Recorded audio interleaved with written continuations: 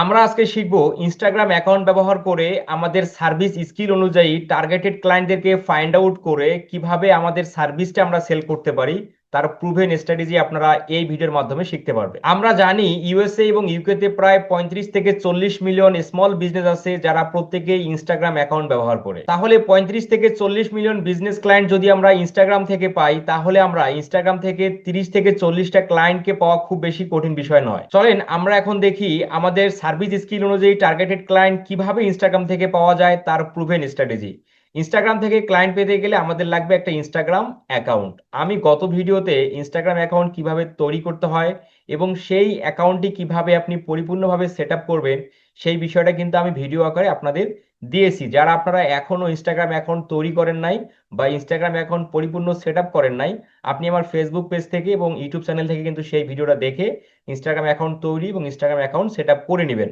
আচ্ছা, তো এই ইনস্টাগ্রাম অ্যাকাউন্ট থেকে আমরা যদি ক্লায়েন্টদেরকে আউটরিচ করতে যাই, তাহলে কিন্তু আমাদের এই ইনস্টাগ্রাম অ্যাকাউন্টের মধ্যে আমরা কি কাজে এক্সপার্ট এবং আমরা কি কাজ পারি, আমাদের সার্ভিস স্পেশালিটি এবং আমাদের সার্ভিস বা স্কিলের বেনিফিট, একজন ক্লায়েন্ট যদি আমাদের পরিষেবা গ্রহণ করে তার বিজনেসের কি ধরনের উন্নতি আসতে পারে, এই সকল বিষয়বস্তুর উপর কিন্তু আমাদের ইনস্টাগ্রাম অ্যাকাউন্টের মধ্যে পোস্ট করতে হবে।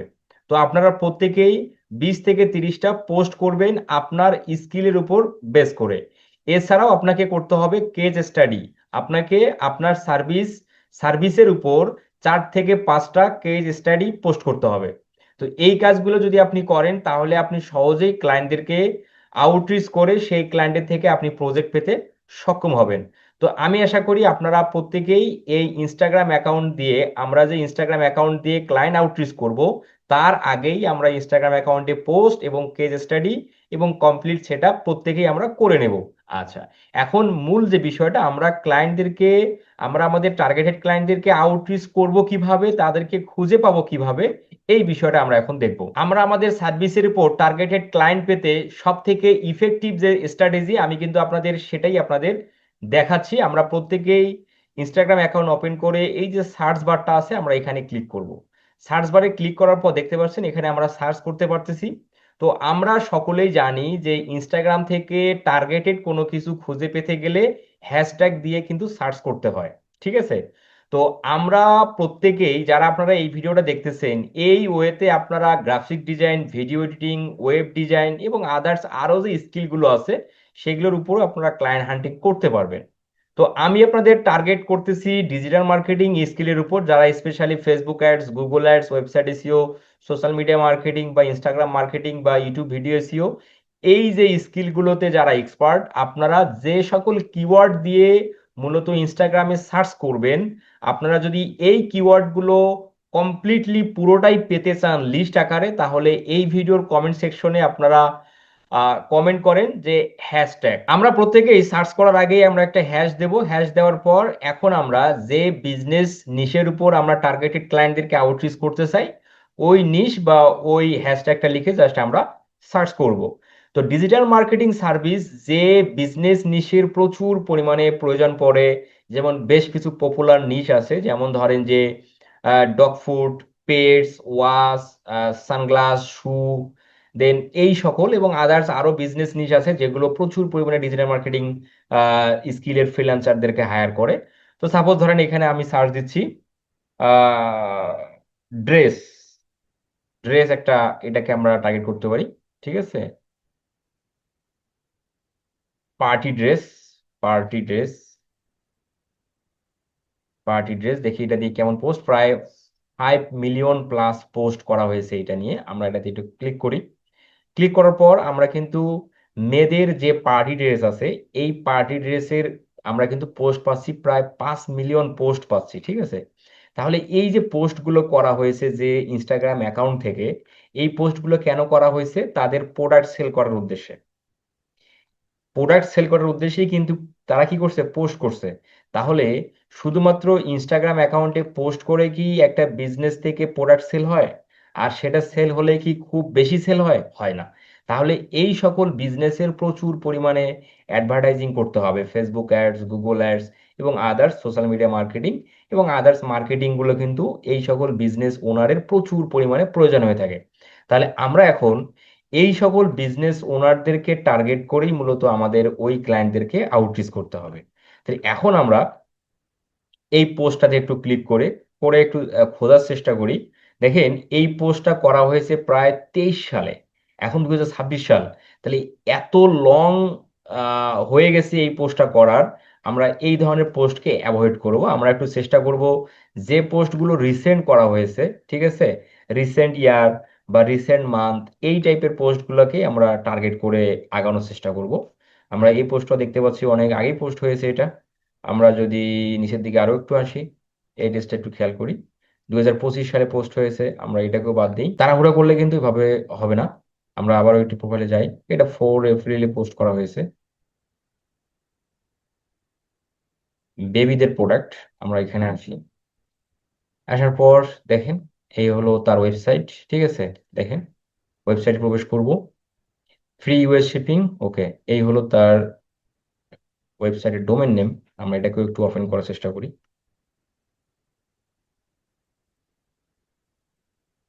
দেখি তার ওয়েবসাইটে কি অবস্থা।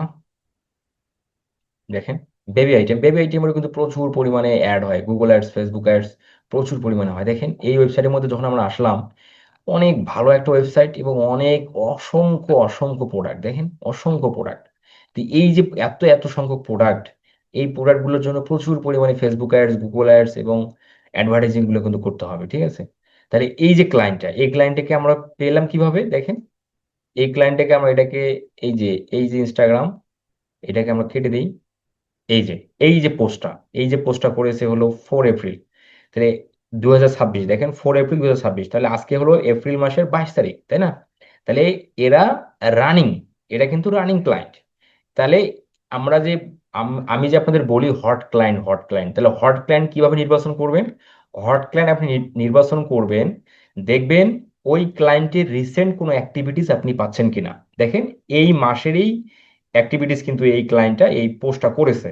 আচ্ছা, এই হলো তার প্রোফাইল। আমরা প্রোফাইলের মধ্যে আসলাম, এই হচ্ছে তার প্রোফাইল, ও সরি এটা না, আমি আবারও একটু প্রোফাইলটা ওপেন করে নিই। এই হচ্ছে তার প্রোফাইল, ঠিক আছে। এই প্রোফাইল থেকে কিন্তু আমরা এই ক্লায়েন্টের ওয়েবসাইটটা পেলাম। তাহলে এই যে প্রোফাইলটা আছে দেখেন, প্রায় 1500 ফলোয়ার, ফলোইং করছে প্রায় 6000+। এই হলো তার ওয়েবসাইট।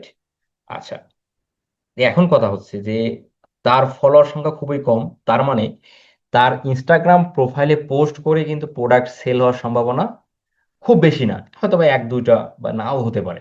তাহলে এই যে ক্লায়েন্ট যেতে সে যে তার বেবি ড্রেস বা বেবি অ্যাক্সেসরিজ যে বিক্রি করে, তাহলে অবশ্যই অনলাইনে বিক্রি করে। তাহলে এই ক্লায়েন্টের জন্য প্রচুর পরিমাণে ফেসবুক অ্যাডস, গুগল অ্যাডস মানে অ্যাডভার্টাইজিং গুলো করতে হবে। তাহলে এই ক্লায়েন্টটাকে আমরা হট ক্লায়েন্ট হিসেবে তালিকাভুক্ত করতে পারতেছি, তাই না? তাহলে আমরা কিভাবে টার্গেটেড ক্লায়েন্টদেরকে ফাইন্ড আউট করব? আপনারা আশা করি এতটুকু ক্লিয়ার হয়ে গেলেন এ পর্যন্ত, যে আপনারা টার্গেটেড ক্লায়েন্ট ইনস্টাগ্রাম থেকে কিভাবে ফাইন্ড আউট করবেন, এটার প্রক্রিয়াটা কি। আচ্ছা, তাহলে এখন কথা হলো যে আমরা এই সকল ক্লায়েন্টদের কিভাবে তাদের কাছে আউটরিচ হব, সেটার জন্য আমাদের কি লাগবে? কন্টাক্ট ডিটেলস লাগবে, তাই না? আমরা তো ইনস্টাগ্রাম পেয়ে গেছি, ইনস্টাগ্রাম পেয়ে গেছি, আমরা এখানে তাকে মেসেজ করতে পারবো, তাই না? তো এখানে মেসেজ করার আগে তাকে আমাকে ফলো করতে হবে, বিষয়টা খুব ভালোভাবে মাথায় রাখবেন। এখানে তাকে আউটরিচ করার আগে তাকে আমরা ফলো করব। ফলো করার পর আমাদের পরবর্তী স্টেপের কাজ হচ্ছে এর পোস্টগুলোর মধ্যে ভিজিট করা। পোস্টের মধ্যে ভিজিট করে এই পোস্টগুলোর মধ্যে আমরা দেখেন কোনো প্রকার রিয়াকশন আসে না, এই যে পোস্টের মধ্যে একটা লাভ রিয়াক্ট আমরা দেব, দেওয়ার পর আমরা এখানে কমেন্ট করব এই প্রোডাক্ট সম্পর্কে, এই ড্রেসটা সম্পর্কে। চ্যাট জিপিটি থেকে খুব সুন্দর একটা ইফেক্টিভ, মানে খুব আপনার হচ্ছে মানে এই পোশাকটা বা এই ড্রেসটা একটা কোয়ালিটি প্রোডাক্ট, এটার উপর বেস করে চ্যাট জিপিটি থেকে একটা সুন্দর কমেন্ট নিয়ে আপনি এখানে কমেন্ট করবেন। তাহলে এইরকম আপনি 10 থেকে 15টা পোস্টের মধ্যে যাবেন এবং লাভ রিয়েক্ট দিবেন এবং কমেন্ট করবেন।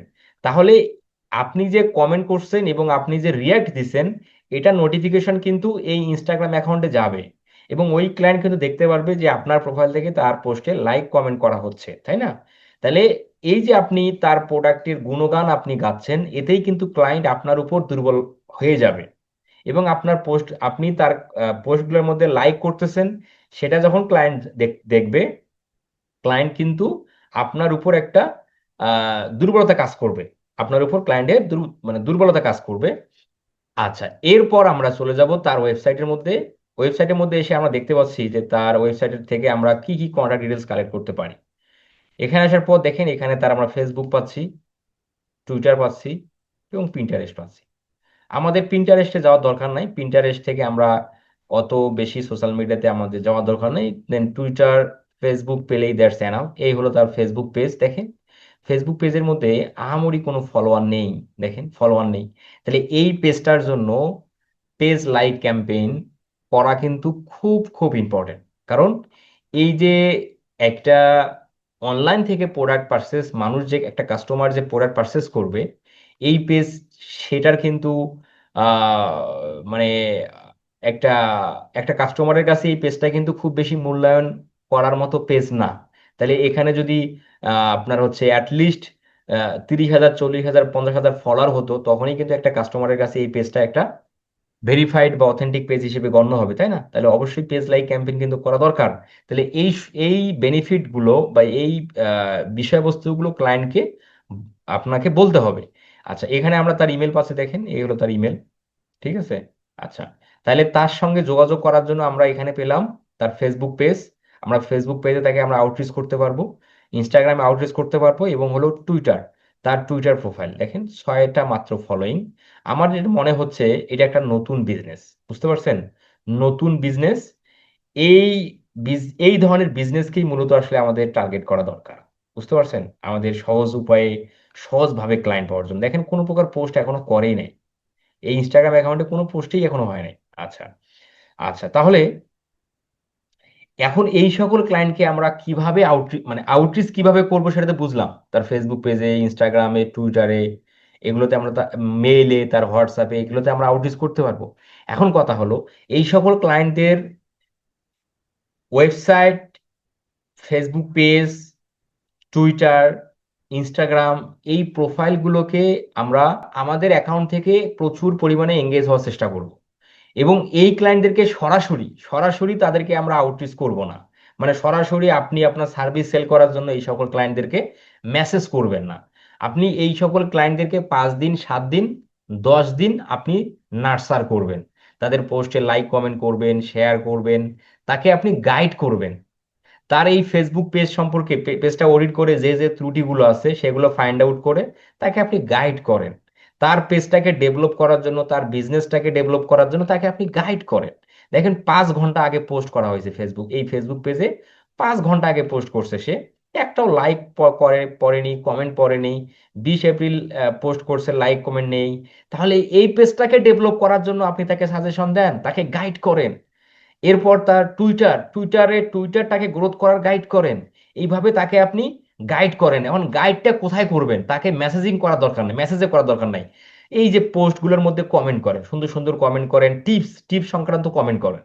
এইভাবে আপনি একটা ক্লায়েন্ট না, এইভাবে যদি আপনি প্রতিদিন ক্লায়েন্টদেরকে খুঁজে খুঁজে তাদের পেজে, ইনস্টাগ্রামে, টুইটারে, সব জায়গাতে যদি আপনি এভাবে প্রতিদিন এঙ্গেজ হওয়ার চেষ্টা করেন, এবং ক্লায়েন্টদের সমস্যাগুলো যদি আপনি তুলে ধরে তাকে আপনি যদি সাজেশন দেন, ওই ক্লায়েন্টগুলো কিন্তু কি হবে? আপনার উপর দুর্বল হবে। যে আপনি তাকে সাজেশন দিচ্ছেন উইদাউট কস্ট, ফ্রিতে সাজেশন দিচ্ছেন। ঠিক আছে। এইভাবে আস্তে আস্তে আপনি কি জানেন, আপনি কি পারেন, আপনার স্পেশালিটি, এগুলো আপনি টিপস আকারে যখন দিবেন, ক্লায়েন্ট কিন্তু আপনার সম্পর্কে আস্তে আস্তে আস্তে আস্তে জানতে পারতেছে। এবং ক্লায়েন্ট যখন আপনার সোশ্যাল মিডিয়াতে যখন ভিজিট করবে, আপনার সোশ্যাল মিডিয়াতে যখন এসে দেখবে যে আপনি একজন প্রফেশনাল ফ্রিল্যান্সার এক্সপার্ট, আপনি আপনার স্কিল সম্পর্কে, আপনার প্রিভিয়াস ক্লায়েন্টের কেস স্টাডি নিয়ে আপনি পোস্ট করছেন, এগুলো যখন ক্লায়েন্টরা দেখবে, তারা কিন্তু আপনাকে একজন এক্সপার্ট ফ্রিল্যান্সার হিসেবে গণ্য করবে। এবং তখন আপনি যখন আপনার সম্পর্কে ক্লায়েন্টের অবগত থাকলো, আপনার টিপস ক্লায়েন্ট শুনতেছে, মানে কখন বুঝবেন যে আপনার টিপস ক্লায়েন্ট শুনলো বা ভ্যালু দিল, বা আপনাকে একজন প্রফেশনাল ফ্রিল্যান্সার বা এক্সপার্ট পার্সন হিসেবে দাবি করলো, কখন এটা বুঝবেন? এটা আপনি তখন বুঝবেন যখন আপনি এই ধরনের ক্লায়েন্টের পোস্টগুলোতে লাইক কমেন্ট করবেন, তাকে যখন আপনি কোনো সাজেশন দিবেন, ক্লায়েন্ট কিন্তু ওই কমেন্টে রিপ্লাই করবে, আপনাকে ধন্যবাদ বা থ্যাংক ইউ, মানে অবশ্যই আপনার টিপসের প্রশংসা করবে। এইভাবে যখন ক্লায়েন্টরা কন্টিনিউ আপনার টিপসের প্রশংসাগুলো করবে, তখনই কিন্তু আপনাকে ধরে নিতে হবে ওই ক্লায়েন্ট আপনার সম্পর্কে জানে। আর এরপরেই আপনি আপনার সার্ভিস সেল করার জন্য বা আপনার এই বিজনেসটাকে নেক্সট লেভেলে নিয়ে যাওয়ার জন্য আপনার প্ল্যান কি, আপনার স্ট্র্যাটেজি কি, সেটা আপনি ক্লায়েন্টকে শেয়ার করেন। তাহলেই ক্লায়েন্ট পটে যাবে। আমাদের আসলে স্ট্র্যাটেজিটা হওয়ার কথা এভাবে, কিন্তু আমরা এভাবে করি না। আমরা করি কি, এই ক্লায়েন্টদেরকে ফাইন্ড আউট করব, ফাইন্ড আউট করে আমরা সরাসরি তাকে তার মেইলে, তার ফেসবুক পেজে, ইনস্টাগ্রামে, টুইটারে মেসেজ করতেছি। কিসের মেসেজ? আপনি এটা পারেন, ওটা পারেন, এ পারেন, সে পারেন, এ করবেন, ও করবেন, এই বিষয় নিয়ে মেসেজ করেন। এই মেসেজটা যখন ক্লায়েন্ট দেখে, ক্লায়েন্ট আপনার সম্পর্কে জানে না, আপনি কে, কি করেন, কি পারেন, কি দিবেন ক্লায়েন্টকে, কিছু জানে না। তাহলে ম্যাক্সিমাম ক্লায়েন্ট এই ধরনের, যারা এইভাবে যারা ফ্রিল্যান্সাররা মেসেজ করে, ম্যাক্সিমাম ক্লায়েন্ট এই মেসেজগুলোকে ইগনোর করে। কারণ সবাই তো সমান না। অনেক ক্লায়েন্ট আপনার প্রথম মেসেজেই আকৃষ্ট হয়ে আপনাকে কাজ দিবে, সেটা ঠিক আছে। বাট ম্যাক্সিমাম ক্লায়েন্ট কিন্তু আপনার প্রথম মেসেজে ইমপ্রেস হবে না। তাহলে আপনাকে ধারাবাহিকভাবে ক্লায়েন্ট পেতে গেলে আপনার এই সকল ক্লায়েন্টদেরকে ফাইন্ড আউট করে তাদেরকে নার্সার করতে হবে।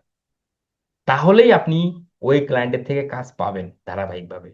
আমি আশা করছি আপনারা ইনস্টাগ্রাম থেকে কিভাবে টার্গেটেড ক্লায়েন্টদেরকে ফাইন্ড আউট করে, তাদেরকে কিভাবে আমরা খুঁজে পেয়ে তাদেরকে কিভাবে নার্সার করে, কি কাজগুলো বা কোন অ্যাক্টিভিটিসগুলো আমরা করলে সেই ক্লায়েন্টগুলোকে আমরা আমাদের সার্ভিস সেল করতে পারবো, এই বিষয়গুলো আপনারা কমপ্লিটলি বুঝে গেছেন। এই